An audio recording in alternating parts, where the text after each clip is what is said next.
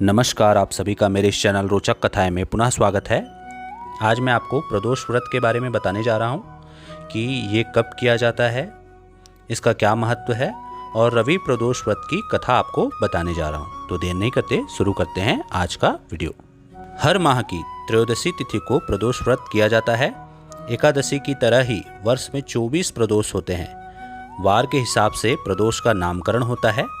इस बार 30 अगस्त रविवार को प्रदोष व्रत आया है, तो यह रवि प्रदोष व्रत कहलाएगा। प्रदोष व्रत भगवान शिव को प्रसन्न करने और आशीर्वाद प्राप्त करने के लिए रखा जाता है। चातुर्मास में प्रदोष व्रत का विशेष महत्व माना गया है। प्रदोष व्रत समस्त मनोकामनाओं को पूर्ण करने वाला व्रत माना गया है। इस व्रत को रखने से अच्छी सेहत और लंबी आयु प्राप्त होती है। दक्षिण भारत में इसे प्रदोषम के नाम से जाना जाता है। प्रदोष व्रत में प्रदोष काल का विशेष महत्व है। सूर्यास्त के बाद और रात्रि के आने से पहले का समय प्रदोष काल कहा जाता है। प्रदोष काल को लेकर मान्यता है कि इस दिन भगवान शिव त्रयोदशी तिथि में शाम के समय कैलाश पर्वत पर स्थित अपने रजत भवन में नृत्य करते हैं। प्रदोष व्रत भगवान शिव को प्रिय है और जो भक्त प्रदोष का व्रत करता है उसे शिव शंकर मनोवांछित फल प्रदान करते हैं। वहीं रवि प्रदोष व्रत से और भी कई लाभ होते हैं।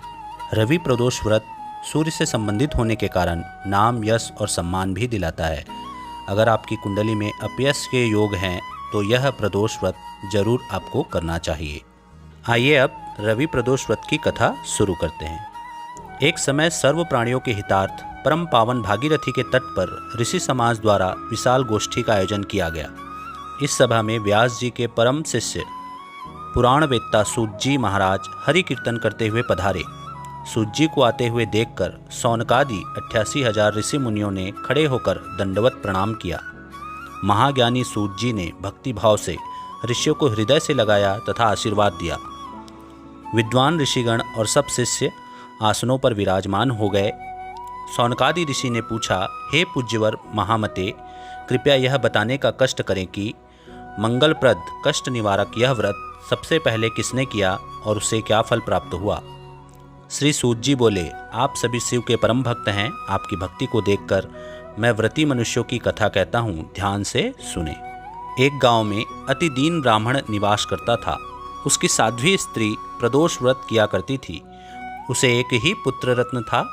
एक समय की बात है, वह पुत्र गंगा स्नान करने के लिए गया। दुर्भाग्यवश मार्ग में चोरों ने उसे घेर लिया और वे कहने लगे कि हम तुम्हें मारेंगे नहीं, तुम अपने पिता के गुप्त धन के बारे में हमें बतला दो। बालक दीन भाव से कहने लगा कि बंधुओं, हम अत्यंत दुखी दीन हैं, हमारे पास धन कहाँ है। तब चोरों ने कहा कि तेरे इस पोटली में क्या बंधा है। बालक ने निसंकोच कहा कि मेरी माँ ने मेरे लिए रोटियाँ दी हैं। यह सुनकर चोरों ने अपने साथियों से कहा कि साथियों, यह बहुत ही दीन दुखी मनुष्य है, अतः हम किसी और को लूटेंगे। इतना कहकर चोरों ने उस बालक को जाने दिया। बालक वहाँ से चलते हुए एक नगर में पहुँचा। नगर के पास एक बरगद का पेड़ था। वह बालक उसी बरगद के वृक्ष की छाया में सो गया। उसी समय उस नगर के सिपाही चोरों को खोजते हुए उस बरगद के वृक्ष के पास पहुँचे और बालक को चोर समझकर बंदी बना लिया और राजा के पास ले गए। राजा ने उसे कारावास में बंद करने का आदेश दिया। ब्राह्मणी का लड़का जब घर नहीं लौटा तब उसे अपने पुत्र की बड़ी चिंता हुई। अगले दिन प्रदोष व्रत था। ब्राह्मणी ने प्रदोष व्रत किया और भगवान शंकर से मन ही मन अपने पुत्र की कुशलता की प्रार्थना करने लगी। भगवान शंकर ने उस ब्राह्मणी की प्रार्थना स्वीकार कर ली। उसी रात भगवान शंकर ने उस राजा को स्वप्न में आदेश दिया कि वह बालक चोर नहीं है, उसे प्रातःकाल छोड़ दें, अन्यथा उसका सारा राज्य वैभव नष्ट हो जाएगा। प्रातःकाल राजा ने शिव जी की आज्ञानुसार उस बालक को कारावास से मुक्त कर दिया। बालक ने अपनी सारी कहानी राजा को सुनाई। सारा वृत्तांत सुनकर राजा ने अपने सिपाहियों को उस बालक के घर भेजा और उसके माता पिता को राज दरबार में बुलाया। उसके माता पिता बहुत ही भयभीत थे। राजा ने उन्हें भयभीत देखकर कहा कि आप भयभीत न हों, आपका बालक निर्दोष है।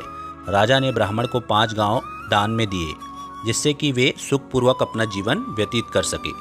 भगवान शिव की कृपा से ब्राह्मण परिवार आनंद से रहने लगा।